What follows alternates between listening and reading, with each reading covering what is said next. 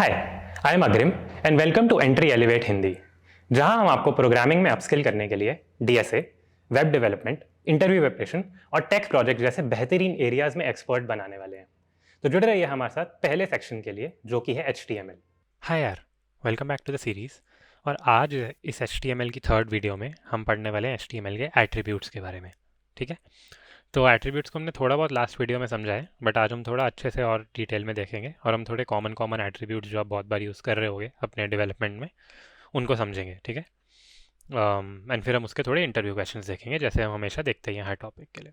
ठीक है, तो यार ये हमने लास्ट वीडियो में देख लिया था कि टैग्स क्या होते हैं। ठीक है, कुछ हमने बेसिक टैग्स वगैरह भी पढ़े थे, हेडिंग्स पढ़ी थी H1 2 H6, paragraph, links, images, है ना। और लिंक्स इमेजेस के टाइम पे हमने एक एक एट्रीब्यूट भी देखा था। ठीक है, चलो उस पर अभी वापस भी आएंगे। फिर हमने एम्प्टी HTML टैग्स भी पढ़ लिए थे, जिनमें क्लोजिंग टैग नहीं चाहिए होता, और हमने उसके थोड़े बहुत इंटरव्यू क्वेश्चंस देखे थे। ठीक है, तो आज यार हम मेन ये कवर करना चाहते हैं कि HTML में एट्रीब्यूट्स क्या होते हैं, क्यों होते हैं, और कुछ कॉमन वाले जो ये लिस्ट बनाई है ये कैसे यूज़ होते हैं। ठीक है, तो यार पहले तो इतना सिर्फ एक बार ना रिवाइज करते हैं कि एट्रीब्यूट होता क्या है। ठीक है, ये मैंने लास्ट टाइम भी डिफाइन किया था, बट आज हम इसको थोड़ा अच्छे से समझना चाहते हैं। पिछली बार अगर तुम्हें समझ नहीं भी आया था तो वो ठीक वाली बात होगी। आज हम चाह रहे हैं कि भाई समझ आ ही जाए कि इसका मतलब क्या है। ठीक है, तो यार एन एट्रीब्यूट ना, इसको मैं is basically just a way for us to give HTML, give the HTML extra details about a tag। ठीक है, क्या मतलब है? जैसे एक जो हमने पिछली बार देखा था ना, हम उसी को रिवाइज करके उसी की हेल्प से एट्रीब्यूट का मतलब याद करते हैं। कि अगर मैं यहाँ पे एक ए टैग दे रहा हूँ, ठीक है, ए टैग क्या था यार? ए टैग मेरा एक लिंक टैग था। हमने पिछली बार देखा था कि ए के बीच में अगर मैं लिख रहा हूँ click here to go to some other page, ठीक है, मान लो मैं ऐसा लिख रहा हूँ, तो अब मेरे को ऐसा कुछ चाहिए कि भाई अगर मतलब ठीक है, ए टैग से मेरे को एक पता है कि मेरे को लिंक बनाना है कि अगर ये टेक्स्ट लिखा हुआ आएगा, इस पर कोई क्लिक कर रहा है, उसको किसी और पेज पे भेजना है। लेकिन अब मेरे को ब्राउज़र को ये भी तो बताना पड़ेगा ना कि उसको कौन से पेज पे भेजना है, नहीं तो वो कहाँ भेजेगा। मतलब कुछ कुछ डेस्टिनेशन तो होनी चाहिए। तो वो डेस्टिनेशन हम ए टैग में कैसे बताते हैं? H ref equal to, opening tag के अंदर ही हम एच रेफ इक्वल टू यहाँ पे अपना टारगेट लिंक दे देते हैं। ठीक है जी, ऐसा हमने किया था। तो अब इसमें जो एच रेफ है ये क्या है? ये एक एट्रीब्यूट है। क्यों? क्योंकि इससे हम अपने ब्राउज़र को अपने HTML के बारे में, अपने किसी टैग के बारे में, यहाँ पे कौन से टैग के, ए टैग के बारे में कोई एक्स्ट्रा इन्फॉर्मेशन दे रहे हैं कि भाई ये टैग मेरे को कहाँ पे लेके जाएगा, है ना। तो इसलिए यहाँ पे एच रेफ एक एट्रीब्यूट काउंट होता है। ठीक है जी, ओके। तो ये मैं लिख देता हूँ here H ref is an attribute. ठीक है, चलो बड़ी अच्छी बात है फिर ये। तो फिर अब हम इसके बाद आगे बढ़ते हैं यार कि मतलब जो कि हमारे को एट्रीब्यूट की एक डेफिनेशन पता चल गई है, अब हम उसको बहुत अच्छे से समझ जाएंगे अगर हम थोड़े बहुत एट्रीब्यूट्स और उनके यूज़ केसेस समझ लेंगे, है ना। तो जैसे यहाँ पे जो मैंने लिस्ट बनाई है, आज हम इन सब के मतलब समझेंगे। एच रेफ तो वैसे तुमने देख ही लिया है क्या होता है, ठीक है, H ref equal to target link, but हम इसको एक बार कोड में लिख के चेक भी कर लेंगे कि भाई ये चल रहा है कि नहीं चल रहा है। तो इसलिए यार हम इसका ना कोड करना शुरू करते हैं। ये मैं अपना VS कोड की वर्कस्पेस पूरी वापस ले आया हूँ, जिसमें हम हमेशा काम करते हैं। ठीक है, ये बेसिक टैग्स डॉट HTML हमारा पिछली बार का फाइल का सारा है। ठीक है, इसमें हमने हेडिंग्स, पैराग्राफ सब कुछ किया, कवर किया हुआ है। तो आज के लिए यार इसमें हम न्यू फाइल बना लेते हैं जिसको हम बोलते हैं बेसिक एट्रीब्यूट्स डॉट HTML। ठीक है, और इसमें मैं अपना HTML5 का स्ट्रक्चर पूरा लिख देता हूँ। चलो HTML का टैग बनाएंगे, उसको क्लोज करेंगे। ठीक है, और यहाँ पे हम अपना हेड टैग बनाएंगे और इसके अंदर हम अपना एक टाइटल दे देंगे।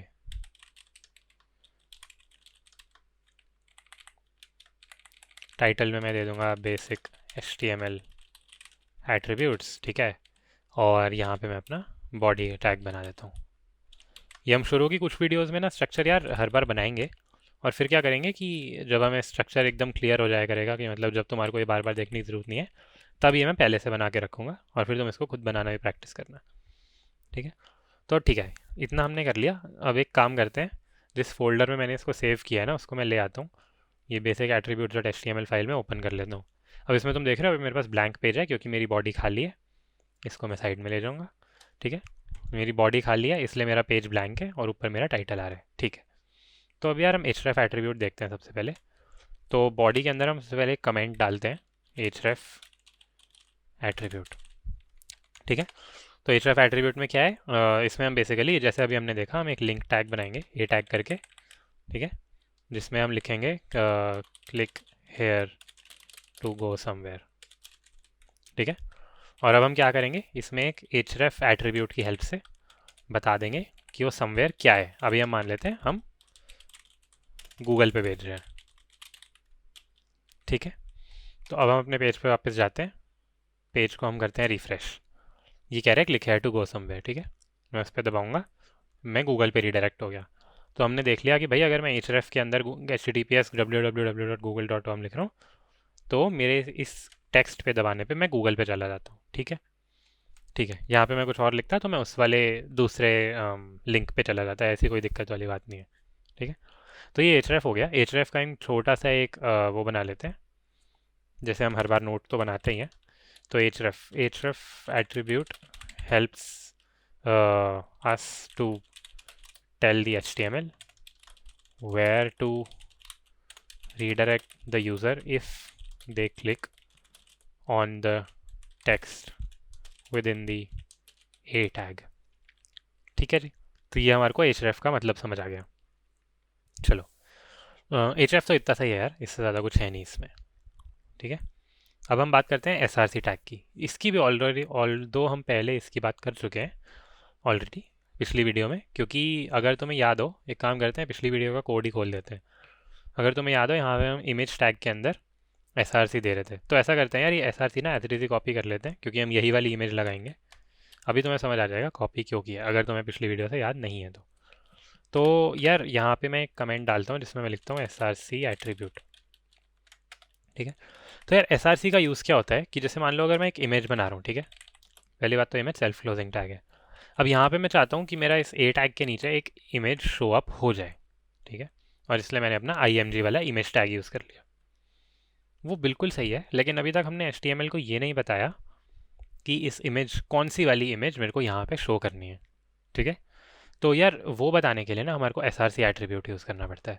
जैसे देखो अगर मैं इस लिंक पे जा रहा हूँ जो मैंने अभी कॉपी कर रखा है, ये वाला अनस्प्लैश का लिंक है, तुम कोई भी unsplash.com पे जाके चाहो तो कोई दूसरी इमेज ढूंढ लो unsplash.com, यहाँ से जो मर्जी इमेज दबा के तुम उसका कॉपी इमेज एड्रेस कर लो, तो एक ही बात है, ठीक है। ऐसे कोई यही वाली मेरी वाली इमेज लेनी ज़रूरी नहीं है, ठीक है। हाँ, तो यहाँ पे मेरे पास एक वो कॉपीड है, इमेज का एड्रेस कॉपीड है। अब मैं क्या करूँगा यार, मैं चाहता हूँ कि मैं इस वाली इमेज को अपने पेज पे दिखाऊँ, ठीक है। तो इसके लिए मेरे को क्या करना पड़ेगा, इमेज के अंदर मेरे को एक src नाम का एट्रीब्यूट देना पड़ेगा, जिसके अंदर अगर मैं अपना ये वाला लिंक पेस्ट कर दूंगा तो मेरे पेज पे रिफ्रेश करने पे ये वाली इमेज शो अप हो जाएगी, ठीक है। तो src एट्रीब्यूट का यूज़ क्या हुआ यार, यहाँ पे अगर मैं लिख दूँ attribute helps us to tell the HTML which particular image to show when it is given inside the mg tag, ठीक है। तो ठीक है, ये भी हमारे को समझ आ गया। अब यहाँ पे यार एक मिनट लेते हैं एक छोटी सी बात को समझने के लिए। क्या ये src की जगह अगर मैं href लिख देता तो ये चलता, ठीक है। मान लो मैं src की जगह href लिख देता, या फिर मैं href की जगह src लिख देता, ठीक है। इस पे जाते हैं, पेज को रिफ्रेश करते हैं। देखो ये मेरा पूरा पेज ख़राब हो गया, ठीक है। इस पर अब मैं क्लिक भी कर रहा हूँ तो कुछ नहीं हो रहा और इमेज मेरी गायब हो गई। ऐसा क्यों हो गया यार, क्योंकि ना हर एक टैग का अपना एक मतलब है और हर एक एट्रीब्यूट का अपना एक मतलब है। अब अगर ए टैग के अंदर हमारे को लिंक बताने के लिए href एट्रीब्यूट यूज़ करना पड़ता है, तो उसमें हमारे को href एट्रीब्यूट ही यूज़ करना पड़ेगा, ठीक है। और अगर इमेज के अंदर हमारे को src एट्रीब्यूट यूज़ करना पड़ता है, तो इसके अंदर हमारे को src एट्रीब्यूट ही यूज़ करना पड़ेगा। ऐसा नहीं कर सकते हम कि जहाँ पे हमें src यूज़ करना होता है वहाँ पे हम href यूज़ कर लें, जहाँ पे href करना होता है वहाँ पे src कर लें कि भाई हम इन्फॉर्मेशन ही तो दे रहे हैं। नहीं, इन्फॉर्मेशन स्पेसिफिक इन्फॉर्मेशन अगर हमारे को HTML को देनी है तो हमारे को एक स्पेसिफिक एट्रीब्यूट ही यूज़ करना पड़ेगा। हर एट्रीब्यूट का अपना यूज़ है, और उसको कोई और रिप्लेस नहीं कर सकता, ठीक है। तो ये चीज़ ध्यान रखना, ठीक है। तो इससे यार फिर हम एस आर सी एट्रीब्यूट भी समझ गए, ठीक है। अब देखते हैं यार कि H T M L lang क्या होता है। वैसे ही सिर्फ एच टी एम एल का नहीं है, ठीक है। तो इसको एक बार देखते हैं लैंग क्या होता है। तो ये एट्रीब्यूट का नाम ना सिर्फ लैंग है, और जो कि तुम्हारे को शायद इसको देख के थोड़ा बहुत आइडिया लग गया होगा कि ये क्या है। ये लैंग्वेज को रिप्रेजेंट करता है, ठीक है। तो यार इससे होगा क्या, मान लो मैं यहाँ पे एक पैराग्राफ बना रहा हूँ, ठीक है। पैराग्राफ टैग भी हमने पढ़ा है, जिसमें मैं लिख रहा हूँ आई एम अग्रिम, ठीक है। और मैं पेज पे जाके इसको रिफ्रेश करता हूँ। ये मेरा इमेज के नीचे यहाँ पे लिखा हुआ आ गया कि भाई आई एम अग्रिम, आ गया। बहुत अच्छी बात है। अब मैं इसको थोड़ा जूम भी कर देता हूँ अगर तुम्हें दिख नहीं रहा तो, ठीक है। ये देखो मेरा इमेज के नीचे यहाँ पे आई एम अग्रिम लिखा हुआ आ गया, ठीक है, ठीक है। बहुत अच्छा है। लेकिन अब इसमें यार मैं एक और चीज़ करता हूँ कि मैं एक और पैराग्राफ देता हूँ जिसमें मैं लिखता हूँ, इसका मतलब अभी मैं तुम्हें बता दूंगा, ठीक है। ये मैंने लिखा और अब मैं जाके पेज को करता हूँ रिफ्रेश, ठीक है। ये भी पैराग्राफ आ गया, कोई दिक्कत नहीं है। पहली बात तो ये मैंने वियर्ड सा लिखा क्या है, ये यार मैंने फ्रेंच में वही लिखा है, माई नेम इज़ अग्रिम लिखा है मैंने फ्रेंच में, ठीक है। तो अब यार ये ठीक है, अच्छी बात है। इस टाइम मेरे पेज पे दो लैंग्वेजेस हैं, इंग्लिश भी है और फ्रेंच भी है। लेकिन अब ये है कि अगर कोई बंदा फ्रांस से मान लो गूगल कर रहा है ना, तो कि मतलब फ्रांस से मान लो कोई बंदा गूगल कर रहा है तो वो मोस्ट प्रोबेबली फ्रेंच में रिजल्ट देखना चाहता है, ठीक है। और अगर मैं इंडिया से गूगल कर रहा हूँ, गूगल मतलब अगर मैं हिंदी में गूगल नहीं कर रहा और मैं इंग्लिश में गूगल कर रहा हूँ, या फिर अगर तुम यूनाइटेड स्टेट्स से गूगल कर रहे हो, तुम किसी भी इंग्लिश स्पीकिंग कंट्री से यू गूगल कर रहे हो, तो तुम इंग्लिश में रिजल्ट देखना प्रेफर करोगे। तुम ऐसा नहीं चाहोगे कि आज के दिन तुम जाके गूगल पे लिखो कुछ, मतलब सर्च करो और तुम्हारे को रैंडम रैंडम लैंग्वेजेस में आंसर आने लग जाए, नहीं चाहोगे ना। तो इसलिए यार हम क्या करना चाहते हैं कि हम अपने ब्राउज़र को ना बताना चाहते हैं कि भाई मेरे डॉक्यूमेंट में ये वाली लैंग्वेज यूज़ हो रही है, ठीक है। या फिर मेरे पैराग्राफ में ये वाली लैंग्वेज यूज़ हो रही है, या फिर मेरे किसी भी पार्ट ऑफ द डॉक्यूमेंट में कौन सी लैंग्वेज यूज़ हो रही है। अब देखो, ये अगर मैं नहीं भी बताऊंगा तो क्या मेरा पेज दिखने में कुछ फ़र्क आएगा? नहीं। अगर जो मैं दिखा रहा हूँ वो एज इट इज़ दिखेगा ही दिखेगा। लेकिन पीछे से मेरे ब्राउज़र को इस टाइम नहीं पता कि मैं कौन सी लैंग्वेज लिख रहा हूँ, ठीक है। तो इसलिए यार हम लैंग नाम का एक एट्रीब्यूट यूज़ करना चाहते हैं, जिसमें मैं सिंपली लिख दूंगा कि लैंग, और मैं इसके अंदर लिख देता हूँ ई एन। तो ई एन का क्या मतलब हुआ कि language is English for this paragraph, ठीक है। हर एक लैंग्वेज का अपना अपना एक कोड है।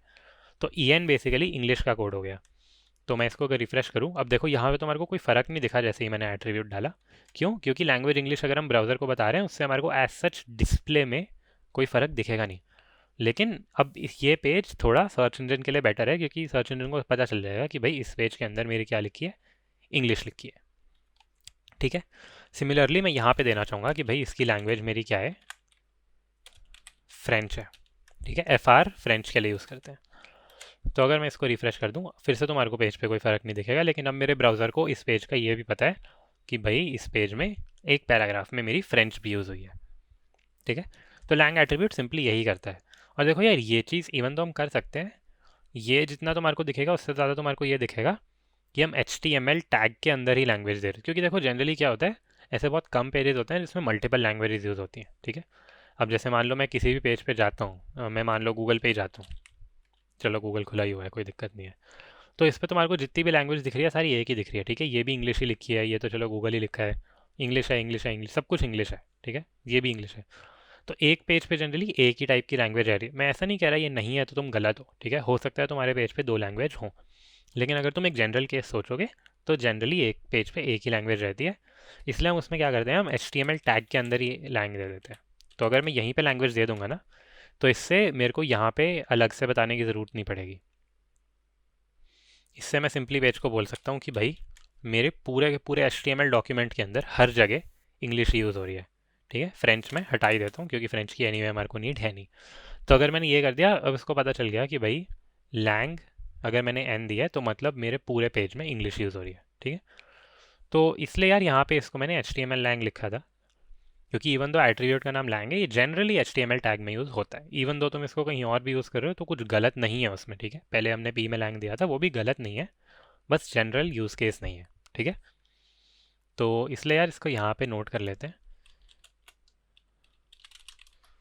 lang attribute helps us to tell the HTML which language is being used in a particular part of the page.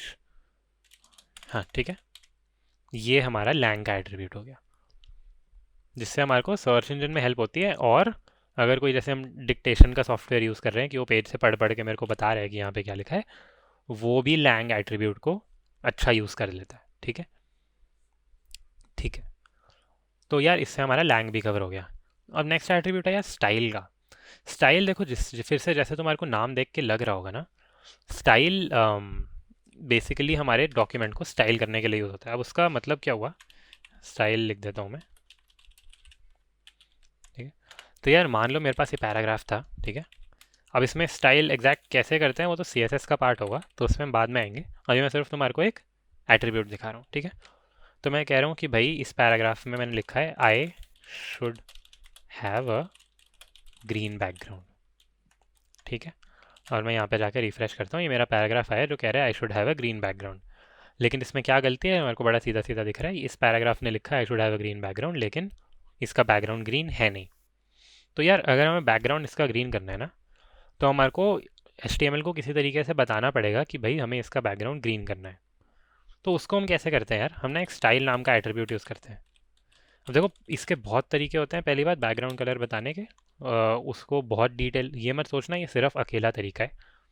ठीक है, लेकिन उस पर हम तब आएंगे जब हम CSS पढ़ रहे होंगे। अभी के लिए हम सिर्फ यही वाला तरीका देख रहे हैं।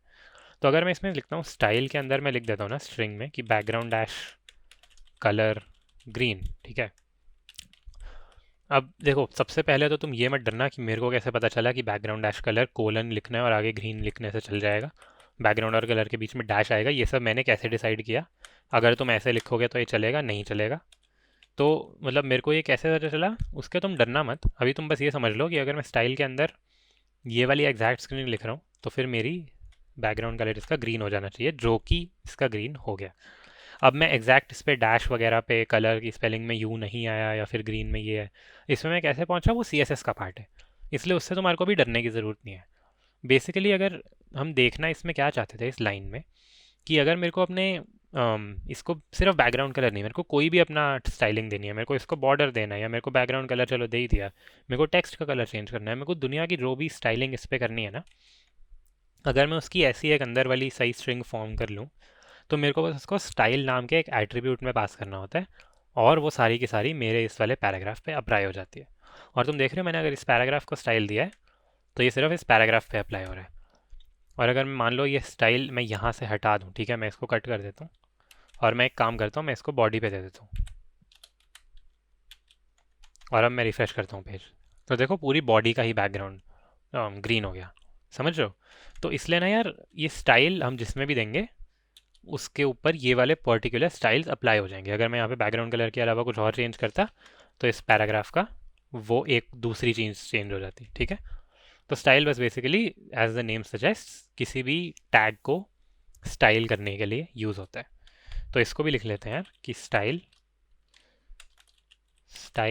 Attribute helps us to tell the HTML how a particular tag should look in terms of style। ठीक है, ये सेल्फ एक्सप्लेनेटरी टैग है, इसमें कुछ बहुत दिक्कत वाली बात है नहीं। ठीक है जी, तो अब इसको साइड में लेके जाते हैं और हम वापस आते हैं अपने नेक्स्ट टैग पे। हमने स्टाइल भी देख लिया, अब टाइटल है यार। ठीक है, टाइटल क्या होता है? टाइटल यार उसको ना पहली बात तुम इससे कंफ्यूज मत करना जो हम यहाँ पे टाइटल यूज़ करते हैं। ये जो टाइटल है ना ये एक टैग है, अब हम जिस टाइटल की बात कर रहे हैं वो एक एट्रीब्यूट है। ठीक है, तो दोनों सेम बात नहीं होती। ठीक है, तो यार इसमें मैं यहाँ पे लिखता हूँ टाइटल एट्रीब्यूट की हम बात करने वाले हैं। तो अब यार देखो मान लो तो मैं की कर क्या रहा हूँ कि भाई ये मैंने एक पैराग्राफ बनाया जिसमें मैं सिर्फ लिख रहा हूँ WHO। अब WHO यहाँ पे हु इंग्लिश वाला हु नहीं है, मान लो ये है वर्ल्ड हेल्थ, या फिर मैं मान लो ICC लिख रहा हूँ। ठीक है, इंडियन क्रिकेट अपनी कॉरपोरेशन है ये, या मैं BCCI लिख रहा हूँ। ठीक है, तो अभी जो मैंने ये तीनों चीज़ें लिखी इनमें क्या कॉमन है, ये सब शॉर्ट फॉर्म्स है। ठीक है, अब इनको हम अपने पेज पे दिखा रहे हैं। फॉर एग्जांपल मान लो, ठीक है, यहाँ पे मैं बीसीसीआई लिख रहा हूँ। तो आज शायद तुम्हें पता है बीसीसीआई क्या है, क्योंकि तुम इंडिया में रहते हो, तुम्हें क्रिकेट का अगर पता है तो तुम्हें पता होगा बीसीसीआई क्या है। मेरे को पता है बीसीसीआई क्या है, ठीक है। लेकिन अगर कोई तीसरा बंदा आता है जिसको बाई चांस नहीं पता कि बीसीसीआई क्या है, तो क्या उसके पास कोई तरीका है इसको जानने का डायरेक्टली? मतलब वैसे तो वो चाहे तो गूगल कर सकता है, दिक्कत वाली बात नहीं है। लेकिन हम यहाँ पे क्या कर सकते हैं यार, तुम इमेजिन करो कि कोई तुम्हारे पेज पे आया, ठीक है, उसने बीसीसीआई देखा, उसको समझ नहीं आया क्या है, लेकिन उसने इसके ऊपर हवर किया, यहाँ पे उसकी हवर करते ही इसकी फुल फॉर्म लिखी हुई आ गई, तो वो अच्छा नहीं हो जाएगा? हो जाएगा ना। अभी देखो तुम्हें समझ आएगा फुल फॉर्म कैसे लिखी हुई आएगी। तो यहाँ पे मैं लिख देता हूँ for example title equal to board for cricket in India, ठीक है, ये हो गया। अगर ये मैं टाइटल टाइटल नाम के एट्रीब्यूट के अंदर ये दे देता हूँ ना, फिर देखो क्या होगा। मैं इसके ऊपर हवर करूँगा ना, तो यहाँ पे क्या लिखा है ये नीचे देखो, board for control of cricket in India. तो बेसिकली यार टाइटल से क्या होता है, मैं ऐसा कह सकता हूँ कि इस अगर इसके अंदर वाले टेक्स्ट पे कोई भी हवर कर रहा है ना, तो उतनी देर के लिए नीचे ये चीज़ कोई लिखी हुई दिखा दो, ठीक है। जैसे मैं इस पर भी कह सकता था आई एम अग्रिम, जो मैंने लिखा था इस पर। मान लो अगर मैं इसके अंदर लिख देता यहाँ पे title equal to this is my name, है ना। तो इसको अगर मैं रिफ़्रेश करूँ, ये देखो, मैं इस पर हवर करूँगा तो नीचे क्या लिखा है, दिस इज़ माई नेम। तो यार यही बात है कि मतलब टाइटल से ना हम ऐसा कर सकते हैं कि हवर पे कोई टूल टिप टेक्स्ट हम यूज़र को दिखा सकते हैं अपने पैराग्राफ पे या किसी भी चीज़ पे, ठीक है। सिंपल इसका यही यूज़ है। और ये जैसे अभी तुमने देखा है, ऐसा नहीं है कि सिर्फ शॉर्ट फॉर्म्स पे यूज़ करते हैं। शॉर्ट फॉर्म तो मैंने तुम्हें समझाने के लिए और एग्जांपल के लिए यूज़ किया है, लेकिन वैसे किसी भी चीज़ के ऊपर आप इस चीज़ को दे सकते हो, ठीक है, कोई दिक्कत वाली बात है नहीं, ठीक है। तो इधर हम लिख लेते हैं टाइटल क्या होता है। Title attributes helps us to tell the HTML what to show if the user hovers on a particular tag content, ठीक है। This generally contains tooltip text as in explaining the content of the tag, ठीक है। तो ये हमारा simple एक title attribute हो गया, और इसका कुछ नहीं है, जितना तुम्हारे को दिख रहा है ना उतना ही है इसके अंदर। और यार अब आती है क्लास और आईडी। क्लास और आईडी का ना देखो अभी क्या करते हैं, हम इसको यूज़ समझ लेते हैं, लेकिन क्यों इनके बिना हमारा काम ना चलता, वो शायद इस वीडियो में समझना थोड़ा मुश्किल होगा। क्यों होगा? क्योंकि इनका एग्जैक्ट यूजेज ना हमारे को CSS में जाके समझ आता है कि इनकी क्या नीड थी। लेकिन अभी हम इतना तो समझ ही सकते हैं कि क्लास और आईडी से होता क्या है, ठीक है। क्लास और आईडी ना हम एक साथ ही देख लेंगे। तो यहाँ पे मैं लिखता हूँ क्लास आईडी एंड क्लास लिखता हूँ, क्योंकि हम पहले क्या देखेंगे, पहले हम आईडी देखेंगे, ठीक है।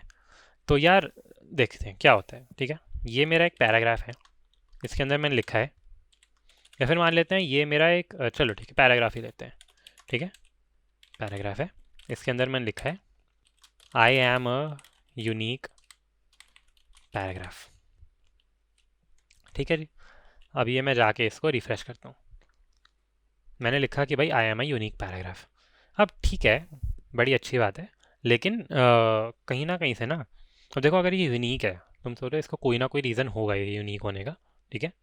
तो अगर हम इसको किसी यूनिक तरीके से ट्रीट करना चाहते हैं, तो हम चाहते हैं कि भाई हमारे पास कोई तरीका हो आइडेंटिफाई करने का इसको, ठीक है।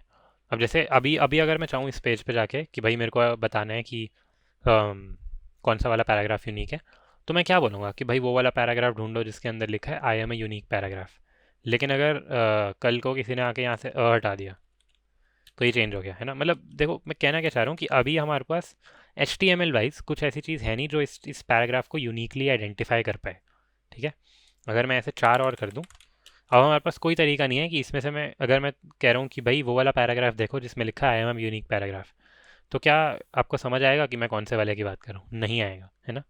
तो इसलिए यार आईडी बेसिकली क्या होती है, आईडी एक बहुत यूनिक आईडी, मतलब बेसिकली एक यूनिक आइडेंटिफिकेशन है जो हम किसी भी टैग को, पैराग्राफ को नहीं, किसी भी टैग को असाइन कर सकते हैं। तो यहाँ पे मैं सिंपली लिख सकता हूँ I D equal to P1 for example, ठीक है, कुछ भी आईडी दे सकता हूँ मैं।